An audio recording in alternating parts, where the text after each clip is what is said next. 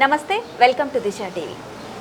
శ్రావణ మాస శుక్లపక్ష పంచమి రోజున నాగుల పంచమి జరుపుకుంటూ ఉంటారు.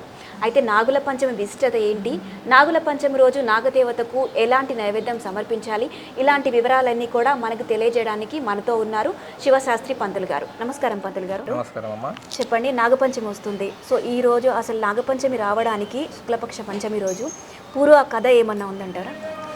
ఓం శ్రీ గురుభ్యో నమః. హరః ఓం. యా దేవీ సర్వభూతేషు మాతృరూపేణ సంస్థితః నమస్తస్యై నమస్తస్యై నమస్తస్యై నమో నమః.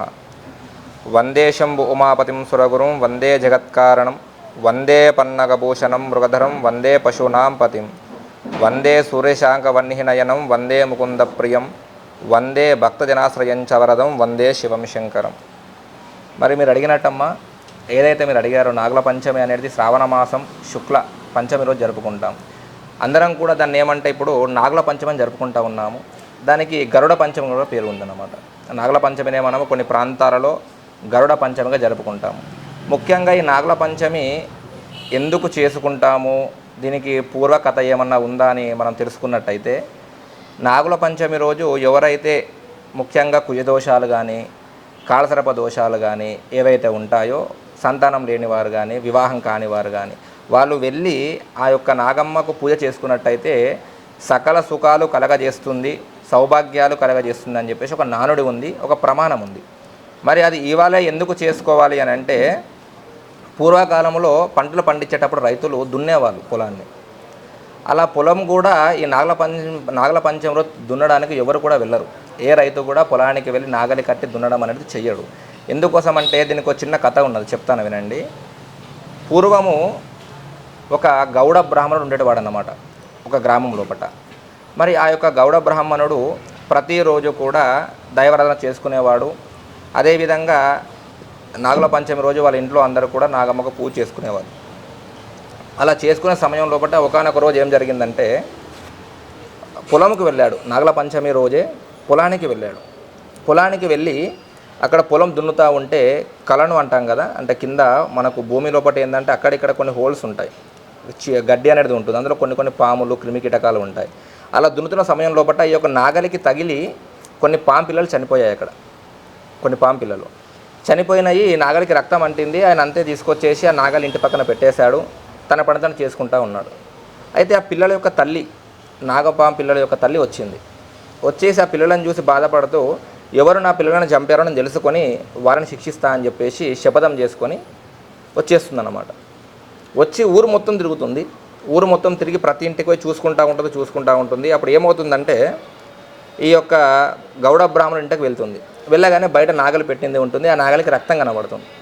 రక్తం కనబడి ఇతడే కదా చంపింది అని చెప్పేసి అనుకొని ఒక శపథం చేస్తుంది. అప్పుడు ఏంటంటే, ఎలాగైతే నువ్వు నా పిల్లలను చంపావో అదేవిధంగా నేను నీ కుటుంబాన్ని, నీ వంశాన్ని మొత్తం సర్వనాశనం చేస్తా అని చెప్పేసి ఒక శపథం చేస్తుంది నాగమ్మవారు.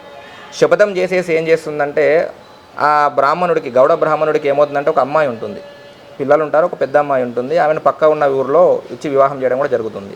అయితే అందరినీ కూడా కాటేస్తుంది. అందరినీ, ఎవరైతే గౌడ బ్రాహ్మణుడు ఉన్నాడో కుటుంబంలో ఆ ఇంట్లో ఉన్నవారు ప్రతి ఒక్కరిని కూడా కాటేసి చంపేస్తుంది. అందరినీ కాటేసినాక ఆమె శపథం చేసింది. ఏమని చేసిందంటే, వంశాన్ని లేకుండా చేస్తా అని చేసింది. ఈ అమ్మాయి అక్కడికి వెళ్ళినా కానీ రక్త సంబంధం వీళ్ళదే కాబట్టి వారి ఊరికి కూడా వెళ్తుంది. అక్కడ ఉన్న వాళ్ళ ఊరికి వెళ్ళి ఈమెను కూడా కాటేసి చంపేద్దామని చెప్పేసి వెళ్ళేసరికి అదే సమయంలో ఈ అమ్మాయి నాగదేవత ఆరాధన చేస్తూ ఉంటుంది, నాగదేవుని పూజిస్తూ ఉంటుంది. ఆ పూజ మొత్తం అయ్యేంత వరకు కూడా అక్కడనే ఉండి పూజ మొత్తం చూసిన తర్వాత ఈమె ముంగటికి వచ్చేస్తుంది పాము. అయితే అమ్మాయి ముందుకు రాగానే అడుగుతుంది అన్నమాట. అమ్మాయి, ఏంటి తల్లిలో నా ముందుకు దర్శనం ఇచ్చామని అడిగితే జరిగింది మొత్తం కూడా చెప్తుంది. చెప్పిన తర్వాత ఆ అమ్మాయి ఏమంటుందంటే, బాధపడుతూ ఏడ్చుకుంటూ, వారు చేసిన తప్పు ఏదో చేశారమ్మా, నేను చేసిన పూజ కన్నా ఇంత విలువని ఇవ్వవా, నా పూజ చూసి నన్ను కనికరించి నా కుటుంబం మొత్తం మళ్ళీ జీవించేలాగా వరం ఇవ్వవా తల్లి అని కోరుకుంటుంది. కోరుకోగానే నాగమ్మ ఏం చేస్తుందంటే, అమృత భాండము, అంటే అమృతం ఉన్న ఒక కలశం ఉంటుంది, దాన్నే భాండము అంటాం. అమృత భాండాన్ని తీసుకువచ్చి ఇచ్చేస్తుంది. వాళ్ళు ఇచ్చేసి, ఇది నువ్వు తీసుకువెళ్ళి అందరి శరీరం మీద చల్లేసేయి, మీ ఇంటికి వెళ్ళి ఎవరైతే అక్కడ చనిపోయిన శవాలు ఉన్నాయో వాటిపైన చల్లేసేయి అని చెప్తుంది. చెప్పగానే తిని నమస్కారం చేసుకొని అమృత బాణాన్ని తీసుకువెళ్ళి వాళ్ళ నాన్న, అమ్మ, తమ్ముడు, అన్న అందరిపైన చల్లుతుంది. చల్లగానే వాళ్ళందరూ కూడా లేస్తారు, అంటే మళ్ళీ బతుకుతారు, పునర్జీవులు అవుతారు. అప్పటి నుంచి ఆ ఇంట్లో ఉన్న ప్రతి ఒక్కరు కూడా ఇంక్లూడింగ్ ఈ అమ్మాయి అందరూ కలిసి కూడా ప్రతి సంవత్సరం నాగుల పంచమిని చేసుకుంటూ ఉంటారు, నాగదేవతారాధన చేస్తూ ఉంటారు. నిజానికి మనం ఏంటంటే నాగుల పంచమి అని చెప్పేసి ఒకరోజు చేసుకుంటాం మనం. మన కార్తీక మాసంలో కూడా ఒకటి వస్తుంది, నాగుల చవితి అని వస్తుంది. ఇది నాగుల పంచమి, అది నాగుల చవితి అని అంటాం. సుమారు 4 నెలలు ఉంటుంది. దీనికి దానికి గ్యాప్ వచ్చేసి 4 నెలలు ఉంటుంది. అంటే పంచమికి స్టార్ట్ అవుతుంది, చవితికి ఎండ్ అవుతుంది. అది కూడా ఎందుకు అంటే ఈ చాలామంది కూడా ఏం చేస్తారంటే మనం ఒక్కరోజు పుట్టలో పాలు పోసేసి దండం పెట్టుకొని అయిపోయింది నాగుల పంచమి అనుకుంటాం. కానీ నిజానికి ఏంటంటే పూర్వకాలంలో చేసేవాళ్ళు 4 నెలలు కూడా వ్రతం చేసేవాళ్ళు. నాగుల పంచమి వ్రతం అనేది 4 నెలలు చేసుకునేవారు. ఈ 4 నెలలు కూడా ఈరోజు పంచమి శుక్లపక్ష శ్రవణమాస శుక్ల పంచమి నుంచి మొదలుకొని కార్తీక మాసం శుక్ల చవితి వరకు కూడా 4 నెలలు ఆ యొక్క వ్రతాన్ని చేసేవాళ్ళు. ఆ వ్రతం వల్ల ఏమయ్యేదంటే సంతానం లేని వారికి సంతానం కలుగుతుంది, కాలసర్ప దోషాలు ఏమన్నా ఉంటే వాటికి కూడా పరిహారం లభిస్తుంది, దాని ప్రభావం వీళ్ళ మీద పడదు. కుయదోషాలు ఉన్నవారికి కూడా దాని నివారణ అవుతుంది. అదేవిధంగా పితృదోషాలు అంటాం మనం, ఆ దోషాలు ఏమన్నా మనకు ఎంబడబడతా ఉన్నా కానీ దానికి ఒక పరిహారం దొరుకుతుంది. అదేవిధంగా ఆలస్యం వివాహం ఉన్నా కానీ త్వరగా వివాహం అయ్యే అవకాశాలు అధికంగా ఉంటాయి. పంతులు గారు, మీరు ఇంతకుముందు చెప్పారు నాగుల పంచమినే గరుడ పంచమి అని కూడా అంటారని చెప్పి. అసలు గరుడ పంచమి ఎందుకు అంటారు? అయితే దీనికి శాస్త్ర ప్రమాణం చెప్తా వినండి. అయితే పూర్వం మనకేంటంటే కశ్యపుడు అనే ఒక మహాముని ఉండేవాడు, ఒక మహారాజు కానీ ముని కానీ కశ్యపుడు అని చెప్పేసి ఉండేవాడు. అతనికి 2 భార్యలు. అయితే పూర్వం ఏంటంటే కశ్యప ముని ఉండేవాడు, అతనికి 2 భార్యలు. ఇద్దరు కూడా దితి అతిథి అని చెప్పేసి 2 భార్యలు ఉండేవాళ్ళు. ఇద్దరికి కూడా సంతానం ఉంది. అయితే ఆ సంతానం ఎలాగంటే ఒకరి సంతానం వచ్చేసి నాగులు, ఇంకొకరి సంతానం వచ్చేసి గరుత్మంతుడు. అయితే ఇందులో కూడా ఏంటంటే మనకు ఈ దితి అతిథి ఆ మునికి మొత్తం వచ్చేసి 4 భార్యలు. మీకు 2 పేరు చెప్పాను ఇందాక, మొత్తం 4 భార్యలు ఆ మునికి. దితి, అతిథి, వినతి, తర్వాత వచ్చేసి మనకు కద్రువ అని చెప్పేసి 4 భార్యలు ఉండేవాళ్ళు. ఆ 4రికి కూడా ఈ యొక్క కద్రువకి వినతికి ఇద్దరికి కూడా సంతానం ఉంది. ఈ వినతి సంతానం వచ్చేసి మనకి ఏంటంటే మనకు అమరుడు అని చెప్పేసి ఉంటాడు. అమరుడు, గరుత్మంతుడు ఇద్దరు కూడా వినతి సంతానం. ఈ గరుత్మంతుడు ఏంటంటే మనకు తెలిసిన విషయమే, శ్రీ మహావిష్ణువు యొక్క వాహనం అని చెప్పేసి. తర్వాత ఈ వినుడు వచ్చేసి ఏం చేస్తాడంటే మనకు సూర్య భగవానుడి యొక్క రథసారథి, రథాన్ని నడిపేవాడు అన్నమాట. ఆ తర్వాత ఎవరైతే కద్రువ ఉందో ఈ కద్రువ కూడా సంతానం ఉంది. ఆ సంతానం మొత్తం నాగుపాములే అన్నమాట. అయితే ఈ యొక్క ముని అందరూ కూడా ఏం చేస్తారంటే ఈ వినతి యొక్క సంతానము చాలా అందంగా ఉంది, మంచిగా ఉన్నారని చెప్పేసి బాగా ప్రేమ చూపిస్తూ ఉంటారు. ఎంత అయినా కానీ ఇద్దరు కూడా యారాలు అవుతారు, అంటే అక్క చెల్లెళ్ళు అవుతారు. వరుసకి ఒకటే భర్త కాబట్టి అక్క చెల్లెళ్ళు అవుతారు. ఈ కద్రువకి ఏంటంటే ఒక మనసులో ఒక చిన్న చెడుబుద్ధి చోరపడుతుంది. ఏంటంటే ఎలాగైనా ఈ యొక్క వినతిని నాకు దాస్యం చేసుకోవాలి అని చెప్పేసి ఒకటి చొరపడుతుంది. దాని దగ్గర నుంచి ఏం చేస్తుందంటే సమయం కోసం చూస్తూ ఉంటుంది. మనము చూసుకున్నట్టయితే ఇందులో ఇంకోటి సాగర మదనం అని జరుగుతుంది, మనకి అమృత మదనం జరుగుతుంది. అక్కడ మనం పామును చిలుకుతూ ఉంటే అందులో నుంచి విషము, లక్ష్మి, తర్వాత అమృతం అన్నీ కూడా వస్తాయి. అలా వచ్చేటప్పుడు అందులో నుంచే మనకి ఏమవుతుందంటే మనము రెక్కల గుర్రం వస్తుంది, తెల్ల రెక్కల గుర్రం వస్తుంది. ఆ రెక్కల గుర్రాన్ని మనం చూస్తూ ఉంటే చాలా అందంగా ఉంటుంది. దానికి ఇంత నల్ల మచ్చ అనేది ఇంత కూడా ఉండదు, తోక కూడా తెల్లగానే ఉంటుంది మొత్తం కూడా. ఆ యొక్క రెక్కల గుర్రాన్ని ఏం చేస్తాడంటే ఇంద్రుడు తీసుకొని వెళ్ళిపోతాడు. ఇంద్రుడు తీసుకువెళ్ళి అతని యొక్క స్వర్గంలో ఉంచుకుంటాడు. అలా ఉంచుకున్న సమయం లోపల ఇతను ఏం చేస్తాడంటే ఒక రోజు ఈ ఇద్దరు కూడా వినతి కానీ కద్రువ కానీ ఇద్దరు కూడా కలిసి విహారం కోసమని ఆ యొక్క అడవిలోకి వెళ్తారు.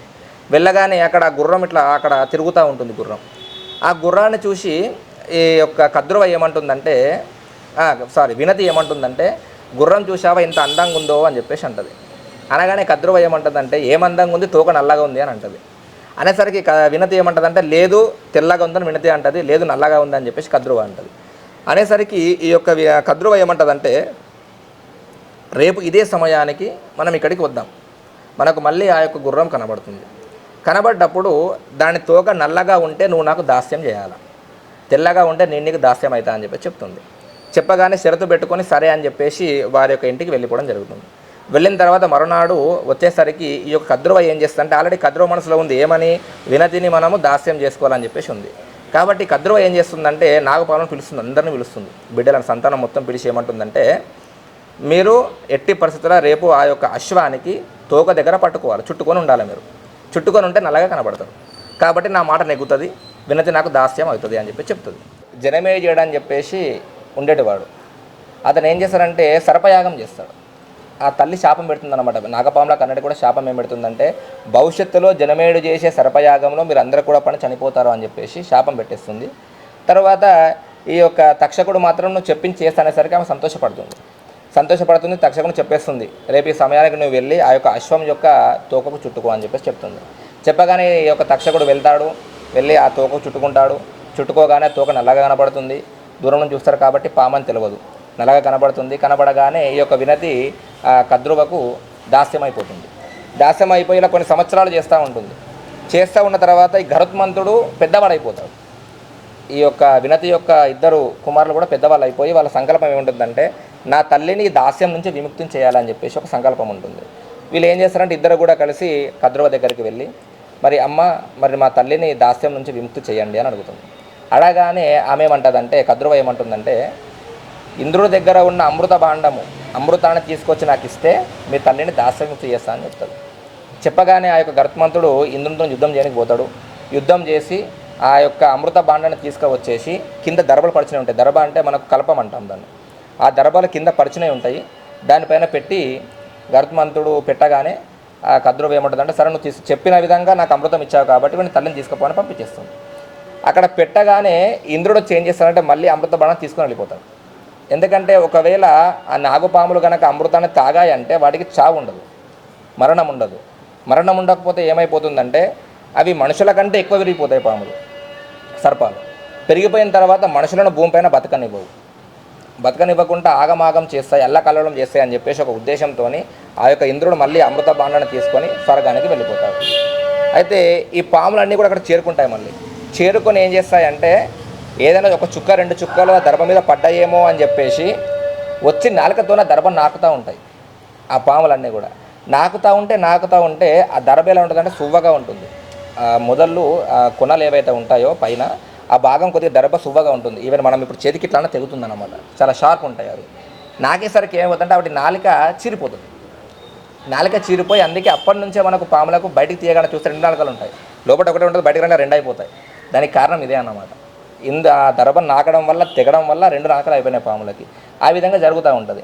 తర్వాత మరొక శాస్త్రం ఏమని చెప్తుందంటే మనకి ఈ గరుత్మంతుడు ఈ నాగుపాములు ఈ 2 కూడా ఏంటంటే అక్క తమ్మున్న పిల్లలు అవుతారు, అక్క చెల్లెల పిల్లలు అవుతారు. అంటే చిన్నమ్మ పెద్దమ్మ పిల్లలు అవుతారు. సో ఇద్దరు కూడా ఎప్పటికున్నా పాలోళ్ళే, మన భాషలో మాట్లాడితే పాలోళ్ళు అని చెప్పేసి అంటారు. వీళ్ళిద్దరు కూడా గొడవ పడుతూ ఉంటారు, యుద్ధం చేస్తారు. యుద్ధం చేసేటప్పుడు ఏమవుతుందంటే ఈ యొక్క నాగుపాములు గెలుస్తాయి అన్నమాట. నాగుపాములు గెలుస్తాయి యుద్ధంలో. నాగుపాములు గెలిచిన తర్వాత నాగుపాములు ఏమంటాయంటే ఈ యుద్ధంలో మాకు విజయానికి చిహ్నంగా మేము నీ కంఠంలో ఉంటాము అని చెప్పేసి అంటది. అనేసరికి గరుత్మంతుడు సరే అంటాడు. అందుకే మనం బయట కొన్ని గుళ్ళల్లో చూస్తే, ముఖ్యంగా వైష్ణవ దేవాలయాల్లో చూసుకున్నట్టయితే కొన్ని గుళ్ళల్లో గరుత్మంతుని మెడలో నాగుపాము చుట్టుకొని ఉండడం కూడా మనం గమనిస్తూ ఉంటాం. ఆ గరుత్మంతుడు తన తల్లికి దాస్య విముక్తి చేసిన రోజునే మనం నాగపంచమి జరుపుకుంటాం. గరుత్మంతుడు చేశాడు కాబట్టి ఆ యొక్క కథకి గరుత్మంతుడికి సంబంధం ఉంది కాబట్టి దానిని మనం గరుడ పంచమని కూడా జరుపుకోవడం జరుగుతుంది. అయితే ఈ నాగపంచమి రోజు నాగదేవతకి పూజా విధానం ఎలా చేయాలి, అదేవిధంగా ఎలాంటి నైవేద్యాలు సమర్పించాలి? ఓకే, అయితే ముఖ్యంగా మనం ఏం చేస్తామంటే సహజంగా ఇప్పుడు జరిగేది చెప్తాం మీకు. సహజంగా ఇప్పుడు మనం ఏం చేస్తామంటే ఒక 1/4 కిలో పసుపు తీసుకెళ్తాం పుట్ట దగ్గరికి, లీటర్ పాలు తీసుకుపోతాం. మళ్ళీ ఏం చేస్తామంటే ఒక రాగి పాత్రలో పాలు పోసుకొని పోతాం. తర్వాత ఏం చేస్తామంటే కిలో పసుపు తీసుకువెళ్ళి గుడ్డు తీసుకెళ్తాం. మళ్ళీ సినిమాలో చూపిస్తారు కదా, గుడ్లు తీసుకెళ్తాం. అవి తీసుకువెళ్ళి ఏం చేస్తామంటే ఆ పుట్టలో పాలు పోస్తాం. బాగా ఉన్న లీటర్ పాలు పుట్టలో గుమ్మరిచ్చేస్తాం. పసుపు మొత్తం పుట్ట లోపలనే వేస్తాం, పుట్ట బయట కాదు, పుట్ట లోపలనే వేస్తాం. ఎందుకంటే మన జనాలకి ఏంటంటే ఒకటి ఉందన్నమాట, ఏంటంటే తలలో పెడితే తినే రకం కాదన్నమాట. మేము తింటాంరా బాబు, తలలో అన్నం పెట్టంటే ఎవరు పెట్టారు, నేను నోటనే పెడతా అని చెప్పేసి కలిపి మరి ముద్దలు పెట్టే రకం మన జనాలు మొత్తం కూడా. సో అదేవిధంగా ఏం చేస్తారంటే పుట్టలోనే పసుపు వేయడము, కుంకుమ వేయడము, ఆ గుడ్డు పైన పెట్టడము, అవన్నీ కూడా చేస్తూ ఉంటారు.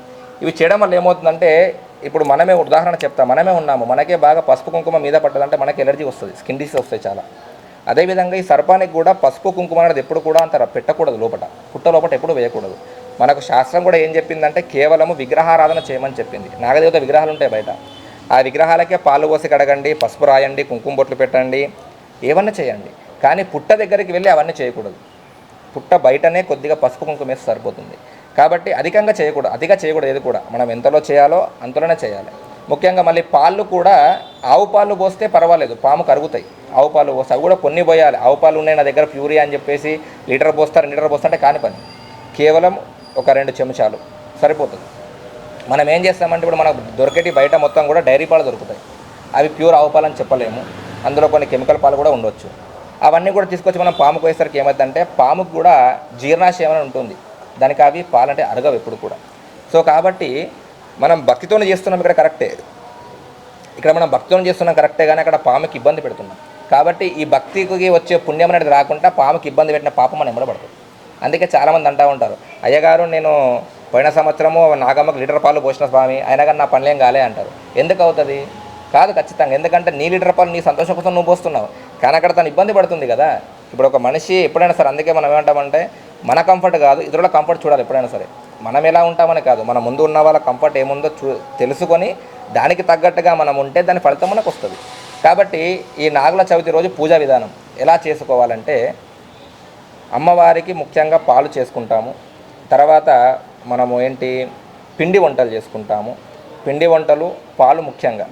తర్వాత వచ్చేసి మనము ప్యాలాలు చేసుకుంటాం. మనం జొన్న ప్యాలాలు అని చెప్పేసి జొన్నలను పెంచి ఆ జొన్న ప్యాలాలు తెల్లగా ఉండే ప్యాలాలు, తర్వాత అందులో కొద్దిగా శనగపప్పు కానివ్వండి, శనగలు కానివ్వండి ఎంచుకొని దారం పోగులు తీసుకొని వెళ్తాం. అలా వెళ్ళేటప్పుడు ఏంటంటే ముఖ్యంగా మనము ఇంటిని శుభ్రం చేసుకోవాలి. మొట్టమొదటిగా ఏ పూజ చేయాలన్నా మనం ఇంటిని శుభ్రం చేసుకోవాలి. కాబట్టి ఇంటి లోపల ఏంటంటే బయట మంచిగా కల్లారపు చల్లి రంగువల్లి ముగ్గులు పెట్టి ఇంట్లో ముందు ఏ పూజ చేసుకున్నా మొట్టమొదటి పూజ మన ఇంట్లో చేసుకున్నాకనే బయట పూజ చేసుకోవాలి. ఎందుకంటే నీ లోపల మనశ్శాంతి లేనప్పుడు బయట నీకు ఎంత శాంతి ఉన్నా వేస్ట్. కాబట్టి ఇంట్లో పూజ చేసుకున్న తర్వాత ఆ యొక్క పాలు, పసుపు, కుంకుమ, వస్త్రము ఇవి తీసుకువెళ్ళి అక్కడ పుట్ట పైన వేయండి. పుట్ట లోపల అవసరం లేదు, కేవలం పుట్ట పైన మాత్రం వేయండి. పుట్ట లోపల పోయవలసిన అవసరం లేదు. పుట్ట పైననే కొన్ని పాలు, ఒక 2 చెంచాల పాలు పుట్ట లోపల, మిగతా పాలు ఉంటే ఇంటికి తీసుకొచ్చుకొని అమ్మవారి నైవేద్యంగా తాగండి, ఇబ్బంది ఏమీ లేదు.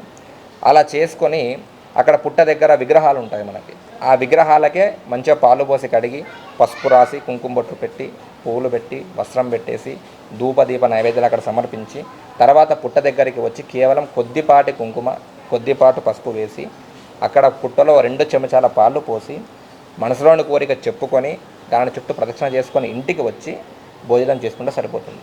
కాకపోతే ముఖ్యంగా ఈ నాగుల పంచమి రోజున ఉపవాసం ఉండి చేసుకుంటే మంచి ఫలితం వస్తుంది. సంతానం లేని వాళ్ళు కానివ్వండి, లేదా వివాహం ఆలస్యమైన వాళ్ళు, కాలసర్ప దోషాలు ఉన్నవాళ్ళు, కుజదోషం ఉన్నవాళ్ళు, వీళ్ళందరూ కూడా ఒక్క పొద్దు అంటే ఉపవాసం ఉండి ఈ యొక్క పూజ చేసుకుంటే మంచి ఫలితాలు వస్తాయి. కాకపోతే ఇప్పుడున్న జనరేషన్లో ఏంటంటే ప్రతి ఒక్కరు కూడా షుగరు, బీపీ అని చెప్పేసి చిన్న చిన్న ఆరోగ్య సమస్యలు ఉన్నాయి. సో కాబట్టి ఖచ్చితంగా పొద్దున్న టిఫిన్ లాగా చేసుకోవచ్చు, టిఫిన్ లాగా చేసుకొని వెళ్ళొచ్చు. లేదా టిఫిన్ కూడా ఇబ్బంది అనుకుంటే కొన్ని పాలు తాగైనా సరే ఒక పొద్దు ఉన్నట్టుగా భావన చేసుకొని వెళ్ళి నాగమ్మ పూజ చేసుకొని ఇంటికి వచ్చి అందరితో కలిసి ఆ యొక్క ప్రసాదాన్ని తీసుకొని భోజనం చేసుకుంటే మంచి ఫలితాలు వస్తాయి. ఇంకొకటి, ఈ నాగమ్మకు పూజ చేసేటప్పుడు, ప్రదక్షిణ చేసేటప్పుడు కూడా ఏం చేస్తారంటే మనసులో ఒక మంత్రం అనుకోనండి, దాన్ని మనము నాగగాయత్రి మంత్రం అంటాం. ఏంటంటే భుజంగపాయ విద్మహి చక్షుశ్రవణాయ ధీమహి తన్నో సర్ప ప్రచోదయాత్ అని అనుకుంటూ అమ్మవారి ప్రదక్షిణ చేసుకునండి, పూజ అనేది చేసుకునండి. ధర్మంగా ఉండండి, ధర్మాన్ని కాపాడండి, అమ్మవారి అనుగ్రహం మీ పైన ఎల్లప్పుడూ ఉంటుంది. పంతులు గారు, ఇప్పటి వరకు మీరు పూజా విధానం గురించి చెప్పారు, అలాగే మీరు అన్నారు వ్రత విధానం. ఆ వ్రత విధానం ఏ విధంగా చేయాలి? వ్రత విధానం వచ్చేసి మనకేంటంటే మనకు బహుళపక్షం, శుక్లపక్షం అని 2 ఉంటాయి. ఎప్పుడు కూడా మనం ఏం చేస్తామంటే శుక్లపక్షంలో వచ్చే పంచమినే నాగుల పంచమిగా లేదా గరుడ పంచమిగా చేసుకుంటాం. కాబట్టి ఈ 4 నెలలు కూడా ఆశ్వయుజ మాసం కానివ్వండి, కార్తీకం కానివ్వండి, శ్రావణం నుంచి మొదలుకుంటే శ్రావణం, భాద్రపదం, ఆశ్వయుజం, కార్తీకం, ఈ 4 మాసాలు కూడా మనము కార్తీక మాసం శుక్లపక్షంలో వచ్చే చవితి వరకు చేసుకోవచ్చు. ఈ వ్రత నియమం ఏంటంటే ముఖ్యంగా మనం ఏ దైవారాధన చేయాలన్నా పాటించాల్సిన విషయం ఒకటే, బ్రహ్మచర్యం పాటించాలి. బ్రహ్మచర్యం పాటిస్తూ ఏ పూజ కార్యక్రమాలు చేసినా మనకు ఖచ్చితంగా దాని యొక్క ప్రభావం అనేది మన పైన ఉంటుంది. కాబట్టి బ్రహ్మచర్యం పాటించాలి. తర్వాత శాకాహారం మాత్రమే తీసుకోవాలి, మాంసాహారం తీసుకోకూడదు. ప్రతి నెల వచ్చే శుక్లపక్ష పంచమి రోజు ఉపవాస దీక్ష పాటించాలి. ఉపవాస దీక్ష పాటించుకుంటూ ప్రతి పంచమికి కూడా అక్కడ ఉన్న నాగమ్మకి పూజ చేయడం కానివ్వండి, లేదా పుట్టలో కొన్ని పాలు పోయడం కానివ్వండి చేస్తూ ఉంటే అదే వ్రత నియమం. నాగదేవతకి సపరేట్గా మనకు వ్రత నియమం అనేది సపరేట్గా ఏమీ లేదు. ఇప్పుడు ఏ విధంగా అయితే మనం ఇవాళ పూజ చేసుకుంటామో అదే విధంగా అన్ని పంచములు కూడా పూజ చేసుకుంటూ వెళ్ళి లాస్ట్ చవితి రోజు మళ్ళీ పూజ చేసుకుంటాం. అది ఒకటే ఈ యొక్క వ్రత నియమం. అదేవిధంగా మనం ఏం చేస్తామంటే ఇంకోటి కూడా వినాయక చవితికి ఈ యొక్క నాగల పంచమి కూడా చిన్న సంబంధం ఉంటుంది. అందుకే మనం ఏం చేస్తామంటే ఈ నాగల పంచమి రోజు ఏవైతే మనము ప్యాలాలు చేసుకుంటామో జొన్న ప్యాలాలు, వాటిని నాగుల పైన వేసుకుంటూ ఇంటికి వచ్చిన తర్వాత ఆ ప్యాలాలు కొన్ని పక్కన పెట్టుకుంటాం. మనం పక్కన పెట్టుకొని వినాయక చవితి రోజు వినాయకుని పూజ అయిన తర్వాత భోజనం చేయగానే ముందు ఆ ప్యాలాలు మనం తీసుకుంటాం. దాని కథ వేరే ఉంది, అది మీకు తర్వాత చెప్తాను. ఈ ప్యాలలు కూడా ఖచ్చితంగా కొన్ని అందరూ పక్కన పెట్టుకునండి, అమ్మవారి అనుగ్రహాన్ని పొందండి. అయితే ఈ వ్రతం అనేది ఒకరోజు చేస్తే సరిపోతుందా, లేదా 4 నెలలు అంటే పంచమి స్టార్ట్ అయిన దగ్గర నుంచి చవితి వచ్చే వరకు చేయాలంటారా? లేదు, ఒకటే రోజు. 4 నెలలు రోజు చేయాలని ఏమి లేదు. కేవలము ఆ పంచమి ఏ రోజైతే ఉంటుందో ఆ ఒకటే రోజు చేయాలి. ప్రతి నెలలో వచ్చే పంచమి. ఉదాహరణ ఇప్పుడు మనకు శ్రావణ పంచమి ఉంది, శుక్లపక్ష పంచమి. శ్రావణ మాసం శుక్లపక్షంలో వచ్చే పంచమి నాగుల పంచమి. తర్వాత మళ్ళీ మనకు భాద్రపద మాసం శుక్లపక్షంలో మళ్ళీ ఒక పంచమి వస్తుంది, కాబట్టి అది కూడా ఒక పంచమి. తర్వాత మళ్ళీ ఆశ్వయుజ మాసంలో వస్తుంది, అదే ఒక పంచమి. అట్లా 4 పంచములు చేసుకుంటూ వెళ్తే అదే వ్రతం, ఒకటే రోజు.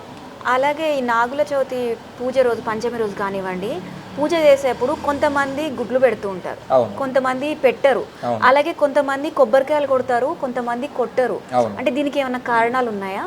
ముఖ్యంగా చెప్తా వినండి. మనకు శాస్త్రం ప్రకారంగా ఏంటంటే నాగుపాముకు చాలా ప్రత్యేకత ఉంది. ఎందుకంటే పూర్వకాలం ఏం చేసేవాళ్ళంటే నాగుపాములు ఆడిచ్చేవాళ్ళని వచ్చేటోళ్ళు, పాము ఆడిచ్చేవాళ్ళు అని చెప్పేసి వచ్చేవాళ్ళు.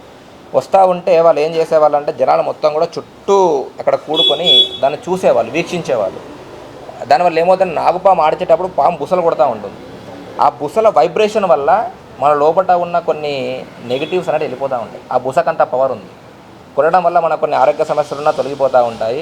ముఖ్యంగా సంతాన సమస్య, ఆడవాళ్ళకి సంతాన సమస్య ఉన్నా కానీ తొలగిపోతూ ఉంటుంది. అయితే మీరు అడిగారు ఇంత గుడ్లు పెడతారని అన్నారు. నిజానికి శాస్త్ర ప్రకారంగా ఎక్కడ కూడా గుడ్లు పెట్టారని లేదు. ఎందుకంటే మనకు సినిమాలో చూపిస్తారు గుడ్డు పెట్టడము, పాలు పోయడము, ఒక ప్లేట్లో పాలు పెడితే నాగం పాము వచ్చి గుడ్డ కూడా తాగేయడం, అవన్నీ చెప్తూ ఉంటాం. కానీ శాస్త్రం ప్రకారంగా ఆ యొక్క పాముకి గుడ్డు పెట్టాలని కానీ, మొత్తం పసుపు రాయాలి అని కానీ, లేదంటే పాలు చాలా పొయ్యాలని కానీ ఎక్కడ కూడా లేదు. అది అంతా కూడా మనం సినిమాటిక్గానే చూసుకుంటాం తప్ప శాస్త్రం ప్రకారంగా పనిచేయదు. తర్వాత మీరు అడిగారు కొబ్బరికాయ కొట్టొచ్చా అని చెప్పేసి అన్నారు. కొబ్బరికాయ అనేది కొట్టవచ్చు, ఇబ్బంది ఏమీ లేదు. కాకపోతే మరీ పుట్ట మీదనే కొట్టకుండా కొద్దిగా దూరంలో కొడితే బాగుండదు. ఎందుకంటే ఇప్పుడు ఉదాహరణ చెప్తాను, మీకు అక్కడ ఒక పాము ఉందనుకోనండి, మీరు ఇక్కడ కొబ్బరికాయ ఏదైనా చిన్న శబ్దం చేస్తే ఆ పాము వెళ్ళిపోతుంది. అందులో మళ్ళీ నాగపాములు చాలా షార్ప్ ఉంటాయి. మీరు ఇది చిన్న సౌండ్ చేసినా ఫ్యాన్స్ ఆఫ్ సెకండ్లో వెళ్ళిపోతాయి అక్కడ నుంచి. సో కాబట్టి అక్కడ పుట్ట దగ్గర కూడా శబ్దం చేస్తూ కొట్టకుండా కొద్దిగా దూరంలో కొట్టుకొని కొబ్బరి మొక్కలు అక్కడ చూపిస్తే సరిపోతుంది. కానీ అయినంత మట్టుకు ఏంటంటే ఆడవాళ్ళు కొబ్బరికాయ కొట్టకపోవడమే మంచిది. ఎందుకంటే మనకు దీన్ని సైంటిఫిక్గా చెప్పాలంటే కూడా ఆడవాళ్ళ గర్భసంచి ఉంటుంది. కొబ్బరికాయ కొట్టినప్పుడు ఏమవుతుందంటే జారిపోయే ప్రమాదం ఉంటుంది. కాబట్టి కొబ్బరికాయ కొట్టే విషయంలో ఆడవాళ్ళు మాత్రమే జాగ్రత్త పాటించాలి. మగవాళ్ళకి అలాంటి ఏం అవసరం లేదు. కొబ్బరికాయ నిష్కలంగా ఎలాంటి కల్మషం లేకుండా కొబ్బరికాయ కొట్టి అమ్మవారికి నైవేద్యంగా పెట్టవచ్చు. నాగుల పంచమి గురించి అలాగే నాగుల చవితి గురించి చాలా మంచి ఇన్ఫర్మేషన్ ఇచ్చారు గురుగారు. నమస్కారం. లోక సమస్త సుఖినో భవంతు.